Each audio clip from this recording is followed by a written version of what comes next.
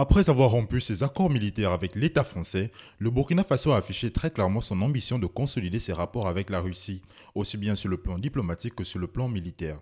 Depuis un discours clairement anti-français, escondé aussi bien à Niamey, à Bamako que dans d'autres localités du Sahel. Cependant, la décision de se rapprocher de ce groupe paramilitaire est-il dans l'intérêt de ces pays? La Russie aurait-elle un regard désintéressé sur les richesses minières présentes dans la région?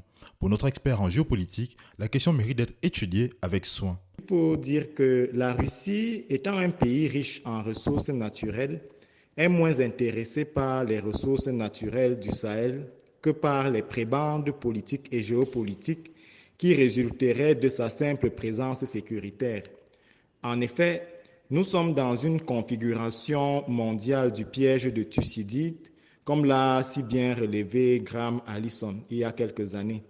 Et donc, même si la Russie n'a pas pour priorité le contrôle des ressources naturelles du pays, en tout cas pour le moment, son objectif stratégique est d'élargir sa zone d'influence en dehors de l'Europe de l'Est. Au Mali, la milice Wagner est pleinement active dans la région, notamment dans la lutte contre les groupes djihadistes.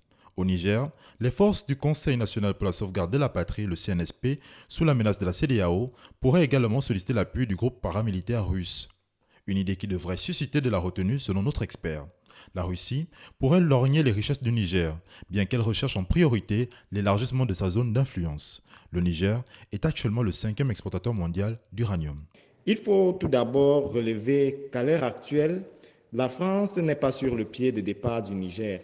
Attendons d'abord voir le démêlé du feuilleton de droit diplomatique qui est en train de se jouer entre ces deux pays, même s'il faut relever à propos que le droit, a fortiori le droit diplomatique, s'accommode très souvent de la réalité politique. Ceci étant, l'éventuel départ de la France va évidemment susciter l'intérêt des partenaires du Niger, parmi lesquels la Russie, qui est quand même la première puissance nucléaire, ces derniers fonctionnant avec l'uranium.